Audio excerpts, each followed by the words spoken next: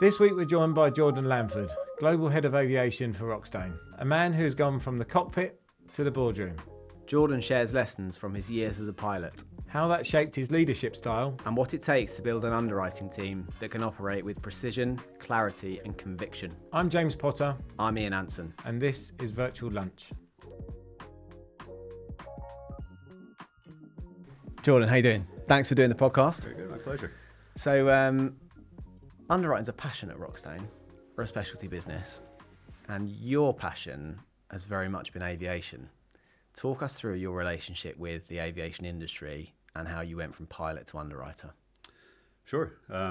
Aviation, the enjoyment and interest in aviation started very young. I was the kid that held the hand out the window and like it was a wing, and actually tried to build an airplane out of a red flyer wagon and a piece of plywood when I was about 9 years old. It didn't work. Right? I see you're still walking. So. It was there, right? The aviation, the draw for it. Some people look up when they hear an airplane flying over. I was one of those. And so it was something that was captivating early on. Aviation and travel were two things that I enjoyed very much.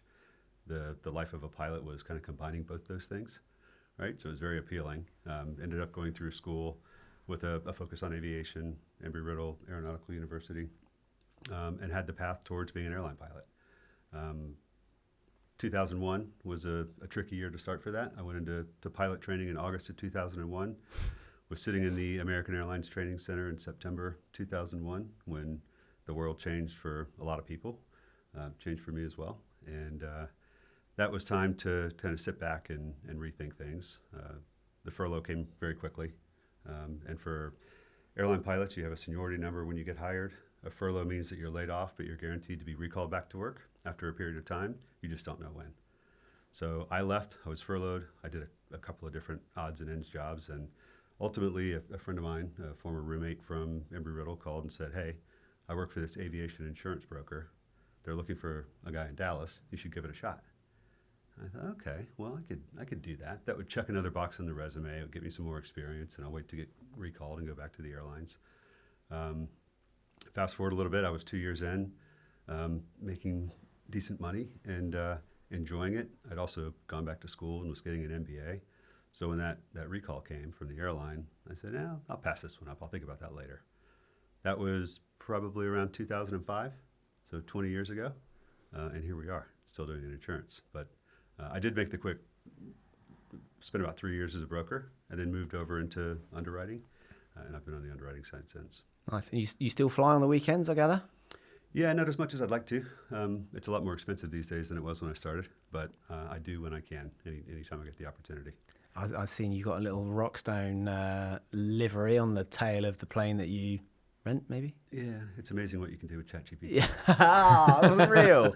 You just you just ruined the facade. I feel like you just told me that Santa Claus isn't real. It's really talking about all the things that are possible with AI. I mean, all the things that we can do in our true. business. To be fair, we've been telling everyone that you fly a plane with Rokstone livery on it, so please don't change it. Yeah, I for better everyone. undo that. Yeah. I suppose that for people that aren't experts in aviation underwriting, what's the things that you cover? I mean, what are you trying to solve for when you provide a policy? Because it covers many parts of the aviation industry. I mean, look, people think most commonly about the aircraft itself. We cover damage to the aircraft or something that might happen to the passengers or people on the ground from an aircraft accident.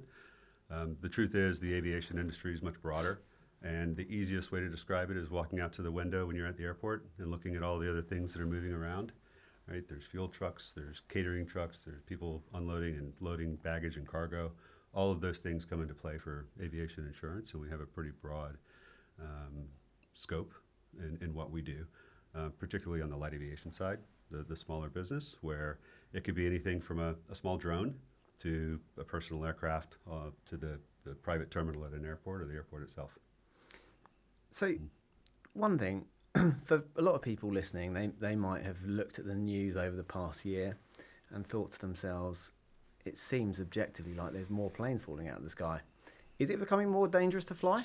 No, it's becoming safer and safer over time, right? If you look at the accident rates today compared to 20, 30 years ago, it's much safer.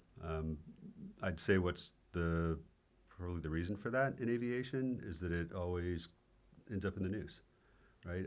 Particularly a big airplane with people that are involved or property damage on the ground. It's not something that you read about in the paper a few days later. It's something that's on worldwide national news networks just after it happens. So it's very visible. It's what insurance is here for, right? Front page news. That's right. That's right. When we met a few years ago, it was very enjoyable, and I was always impressed with the level of knowledge within the people that you wanted to bring into the unit. Talk to us what it's been like to build a business with us, and also what it takes to get the level of knowledge within the aviation industry into your unit. Sure. So first off, it's been a lot of fun, right? Coming out and starting with a blank slate and being able to build something up from nothing. It's not to say that wasn't without a lot of support, and I think that's one of the things that makes Rokstone special, is that you have that functional support that's already there. You're not having to build up every piece of everything that needs to go into building a business.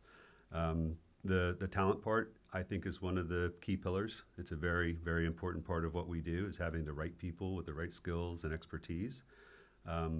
We all come from a similar background, where we have a lot of time with large carriers, anywhere from, I think, close to 10 years at the earliest amount of experience, all the way through to 25 years.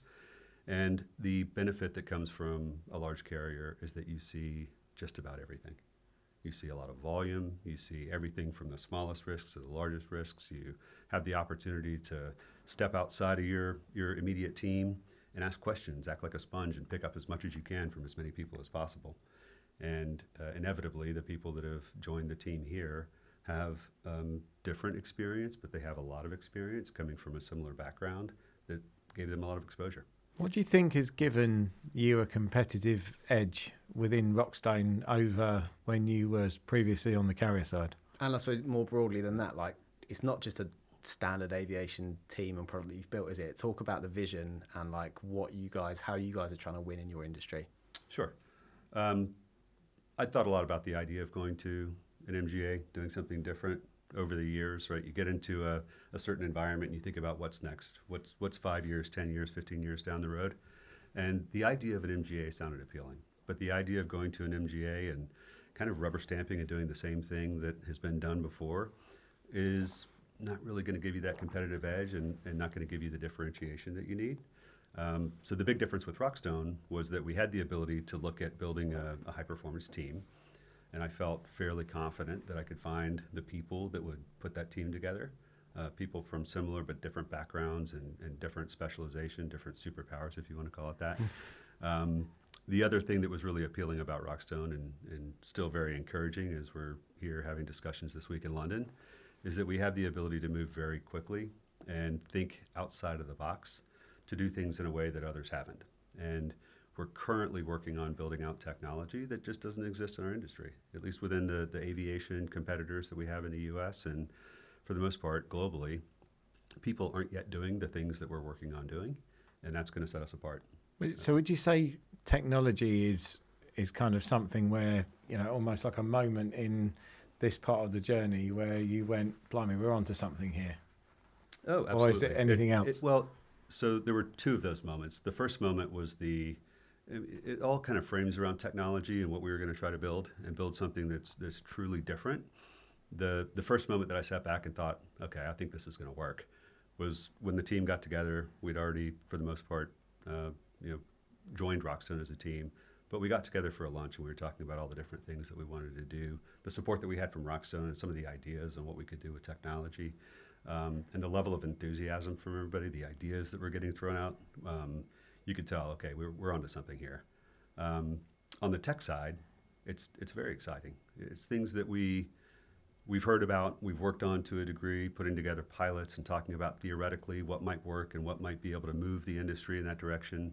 But I think the timing was also in our favor. It's very good timing because a lot of the brokers that we trade with that deal with a lot of volume are asking the very same questions. How can we make this more efficient? How can we incorporate digital transformation and the use of AI technology that's available today to shift the nature of the role of an underwriter and the role of a broker.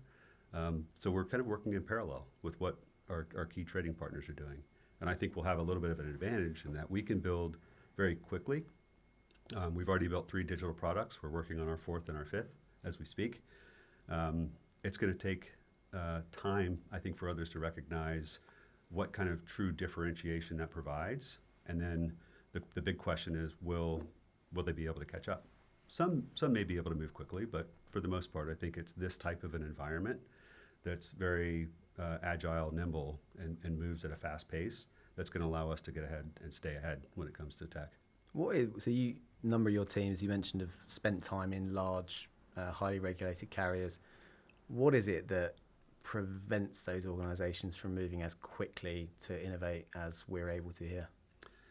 I think access to decision makers is a big part of it, right? There are often multiple layers and there's politics involved and bureaucracy involved, but it's a matter of saying, okay, we've got a really good idea. Let's put it on paper. We can make a business case out of it. Now we need to get those different layers of approval, right? Different people need to sign off on it and say, yes, it's a good idea, and yes, we think it should get prioritized for investment. We always have this you need view. a lot of yeses. We always have this view, actually, when you look at a lot of the balance sheets, that the piles that must be on these CEOs' desks of things that they need to approve that We get joked stuck about there. that. Must have a really big desk. Yes, and high ceilings. Ceiling. Yeah. Right. I suppose moving on to underwriting discipline. What does that mean to you, and how do you factor that into your sort of everyday decision making and making building a business as well? Sure. Well, look, I think discipline gets talked about a lot in the aviation industry, and I think to a large degree it gets talked about because people think that it's lacking in some areas, and I'm not going to disagree with that as a general statement, but I think it's critical to long-term success of a business, and particularly in the MGA environment where we have a lot of dependency on our capacity providers. And unlike being at a carrier where you're essentially a department or unit of the entity that's providing capacity, in an MGA you could probably go sideways pretty quickly. If you step outside of guidelines, you don't have good underwriting discipline, or you don't have good results. Right? In our case, we're working on a 12-month basis, and we fully intend to have long-term agreements in place and renew those every year. But it wouldn't take much to step out, lose trust, and lose capacity. So it's something that we have to protect. To me, underwriting discipline is fairly simple. It's doing the right thing when the wrong thing is sometimes the easier thing to do, and it's doing the right thing when nobody else is looking. Right? There's always going to be a friendly broker that's asking for a favor. There's always going to be a big client that you really like, and you want to be able to stay engaged in that relationship. But sometimes, in many cases, the right answer is, this is my price, or maybe the right answer is, no, it's time to move in a different direction. And that's where the discipline exists, not necessarily on a transactional basis, because we'll always have to make commercial decisions, and we can move a little bit one way or the other. That's the other reason that the underwriter isn't going to be replaced by AI. But we have to be thinking longer term on, are we getting adequate rate across our portfolio to support a profitable return and playing the long game. You're one of our business partners in specialty lines where you have an ownership in your limited company. Could you talk about the process or the decision process of joining a business like ours, and how it made you feel to become a business owner and effectively take control of your own destiny? So there were a lot of different elements that come into it, right? One is leaving the larger carrier where there's safety and security and being in that environment. But with the safety and security, sometimes that comes at a cost, right? You don't have the flexibility. And I think one of the things that ultimately became difficult was not being able to have the autonomy to be able to make decisions and execute on those decisions.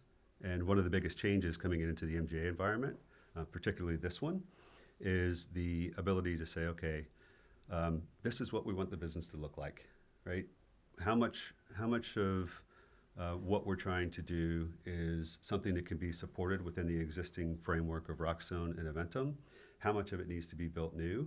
And outside of that, here's a blank slate, right? And it's not just ownership or equity in the business. I think it's really ownership of every decision that we make and the way that we set strategy, the way that we execute on those decisions, the way that we're thinking about the future, down to owning the decisions that we make and the impact that that has on our teams and their families, right? We have a different kind of responsibility as an owner. Jordan, describe how your view on MGAs has changed since jumping out of the carrier environment. I know AIG was slightly different of how you operate anyway out of Atlanta, but how's it changed in your view?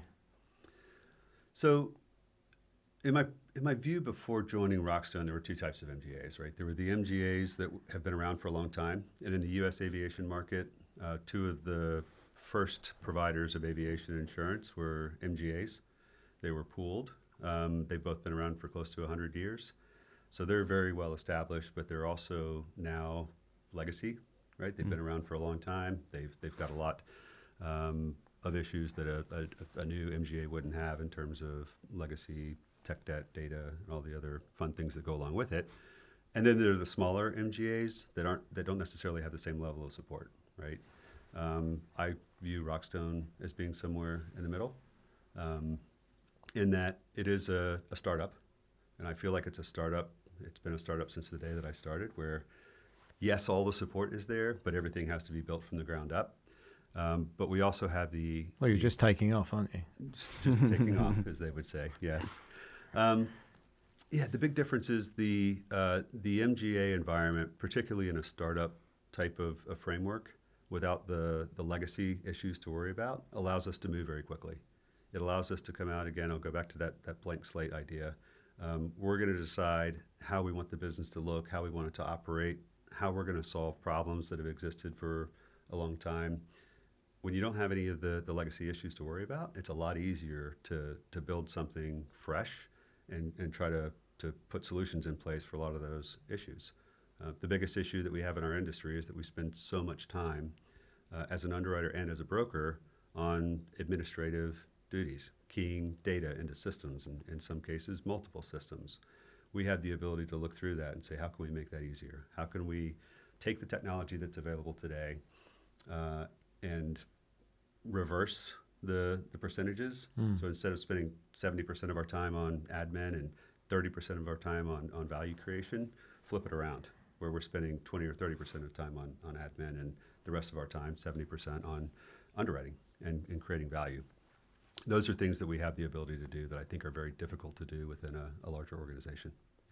It's quite nice in aviation, I suppose, the fact that you've got, well, the US, the MGA model is quite mature, I'd say, like maybe more so than the London market. Also the fact that you have had those long-standing MGAs, the client base was ready to receive your value proposition, right? And the fact that you were bringing a tech edge to it for a specific sector of the market, it's probably helped with the startup phase. Yeah, I don't think MGA is a scary thing for the U.S. market. There's, the questions are always going to be behind capacity. Like, okay, you're an MGA, that's great, but who supports the MGA? Who's the capacity behind it? We've got two really good partners, and when we mention the name Allianz and their brand recognition, or Tokyo Marine Kiln and the recognition they have in the market, that's kind of the end of the questions around the MGA setup and the capacity. We move on to talking about the team. We talk about the tech, what we're going to be doing different, and what we're going to be doing to help our trading partners generate more value for themselves and for their clients. And that's really where the conversation should be having. And State National, let's not forget them. Another great brand in the market. Of course. Yeah, you guys have got just tier one coming out your ears, haven't you? We It must be. I don't know if it's great, right? It's one of those things that I think the scary part about coming into the MGA environment is who's the capacity going to be? How's that going to be received in the market? That was one of those things that, to a large degree, we had partly taken care of before I joined. And what's come together since then is just helped strengthen and diversify the capacity that we have and the flexibility that we have to engage in the market. So it's all worked out quite well from a capacity standpoint. And of course, you guys think about it. You mentioned thinking about it year to year, but the reality is that Rokstone has a long-term partnership with Allianz across multiple lines. Kiln is supporting us in a really big way across multiple lines. State National is supporting us in a really big way. So it's obviously healthy that you guys are thinking year to year, but we have that long-term overarching agreement. Yeah, exactly. Yeah. Moving on to sort of decision making, I suppose. Tell me about a decision that felt scary or high risk, maybe, that you had to do it, for strategic reasons. But how did that make you feel and think about your decision making, since moving over from the carrier side and into the MGA agreement? All right, we're putting the professional context, because I was going to say I got married. That was high risk, but it was one that I don't regret. Just say it. You got the opportunity to say it was the best decision of my life, getting married to my wife. The best thing I ever did. Right, we can put that one on LinkedIn. Don't and then regret that. Yeah. Now, look, I mean, we make a lot of high-risk decisions, and I think that's one of the things that is exciting about this business. I feel like it's a risk every time we make a decision to hire someone or go down a different path with a capacity provider. There's always an upside and a downside, but I do believe that whether it's in personal lives or professional lives, that taking risk is linked to having fun and having some excitement in life. So it's something that we get to do quite a bit. Let's be honest, if you're willing to fly a pleasure craft on the weekends, you're not averse to taking risks, are you? No, I quite enjoy risks. I've jumped out of a plane before. Yeah. Been diving with sharks and running with bulls, and those kind of things are the things that you think about. That they're scary, but they get the adrenaline pumping. And I certainly wouldn't jump out of a plane if I didn't need to. Yeah, that bit just doesn't work for me. Yeah, I enjoyed that one, and I don't like heights, which is another funny part about being a pilot. I've never really enjoyed heights, but it's just a different thing when you're sitting in an airplane and the doors are closed and you're holding on to something. Yeah, that is ironic. So you're not the only one in your team that can fly a plane, right? So Carson also has a pilot's license. He hasn't been flying currently as much. Interestingly, James on our team doesn't have a pilot's license, but has an airframe and power plant mechanics license. So he can strip it down. His background, yeah, he could take it apart and put it back together again. And then Carson and I can go out there and break it and start the cycle over, where he'd have to go back and fix it again. And thinking about Chris then, does Chris serve the drinks? And give out the peanuts? Chris does a lot of other things. Yeah, he's the one on the team that has a background in insurance and risk management. Oh, wow. So he went to the University of Georgia, went through their insurance and risk management program. That's a big program, isn't it, in Georgia? It is, yeah, and it's fairly well regarded. A lot of people. How did he get in? I've met Chris. He doesn't seem like the kind of guy that would be able to. It's funny, but if any of us tried to get into the colleges or universities that we went to, it would be a lot harder today than it was 25, 30 years ago. It's become very competitive, and University of Georgia is a great example of that. It's only like one or two people per school that get in, so you almost have to have perfect grades, and it's very, very competitive. Yeah, he slipped through the net, clearly. But no joking aside, we love Chris. Yeah, he's great. He won't mind me saying that.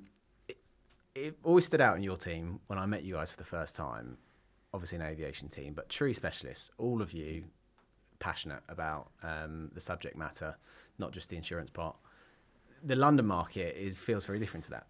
Most of the people, myself included, we fall into the market. It is a great market. It's a global hub, isn't it, in London here? But you kind of fall into it and you find your way to a degree.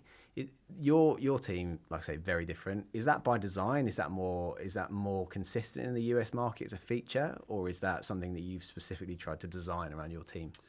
A little bit of both. So when I started 20 years ago, most of the big insurance companies, even the small insurance companies, preferred that an underwriter had some kind of an aviation background. So there were a lot of pilots that were out there. At one point, I think there were some of our peers that required it. They wanted that level of knowledge when people are making decisions about who's going to be flying an aircraft, are we going to insure them or not, what kind of training is required. They wanted them to have that pilot background. And there was also a requirement from many of the companies out there that they wanted to have a 4-year college degree. So you had a lot of people that came in with fairly similar types of backgrounds. And there are things I like about that and definitely things I don't like about that. One of the things that I was aiming for in bringing this team together was not having 4 or 5 people that were just like me, right? In certain respects, that would be a good thing because it would be predictable. But at the same time, it's, to me, to have a true high-performing team, you need people that have different backgrounds and different strengths, and we definitely have different strengths and capabilities within our team, and I think that's what makes us as strong as we are. So I pointed to James and his background with aircraft maintenance and engineering. He's doing a lot of the work in building out platforms and managing the digital trading platform that we have, and he enjoys that. He also goes home on the weekends and races cars and changes brakes and does all kinds of work on race cars. Myself, Carson, we both have different backgrounds when it comes to different parts of the industry and strengths in different types of specializations, different segments of the market. Chris, he is on top of a lot of the relationships that we have with brokers, driving business. We say a lot that when you work for a big company, the phone rings and you decide whether or not you're going to answer it. When you work for a small company, you do the dialing, and Chris dials for dollars. We have a little bit of everything on our team where my job was to, I think, bring that team together, what I thought would be a high-performing team, but also try to nurture and enhance those strengths within individuals so that they can be the best that they can be. And it's working out quite well. I think the differences that we have on our team are one of the things that really helps us stand out. I think it's also nice, actually, if I recall, Carson actually represents one of the associations, right? Which is great considering, it's normally carriers that are asked to do that type of thing. So obviously he's well Correct. respected in the industry for Absolutely. his views. And he's been involved for quite a few years. Currently, he sits on the executive committee for the IUAI, the International Union of Aviation Insurers. One of the things, well, thank you both for supporting that as he was coming on board and we were putting that together, but it allows us to bring Rokstone and some of the Rokstone ideas into the conversation as different participants throughout the industry are coming together to talk about industry issues and thought leadership for the future. It's a hot topic at the moment, actually. There's some forums in other specialty classes in London, and I believe there's been a little bit of a view from some of the committees or bodies that MGAs should not be formal members of these committees or thought leadership platforms.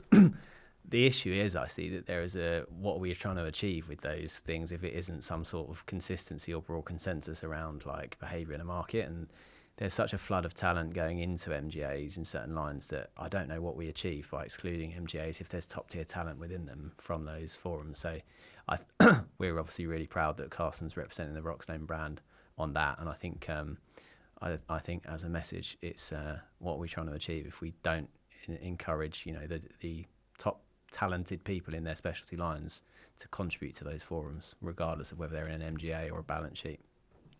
Sure, and I think to a degree, we have to stand up and contribute where we can, right? Because there are going to be other reasons that other companies have potentially not to contribute or not to participate in some of these organizations.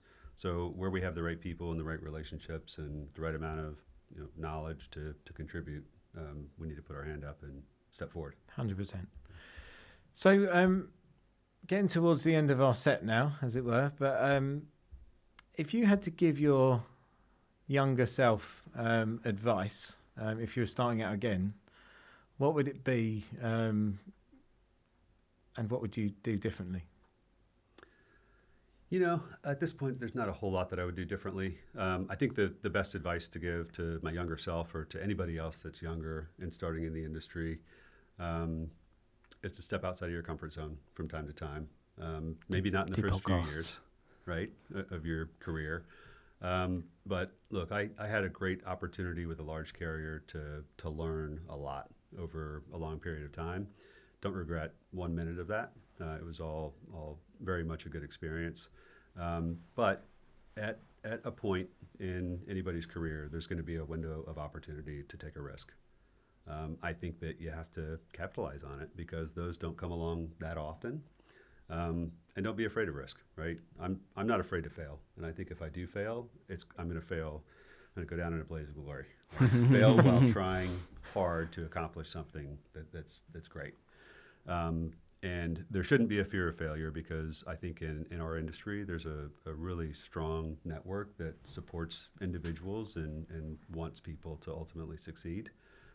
So if I get knocked down, I'll just get back up again, right? But the other piece of advice is just to work hard, right? Work harder than everybody else. And when it gets hard and you think about giving up, to stick with it. Lean in. Right? Not giving up is a big part of it. And we all do different things in our lives that are challenging.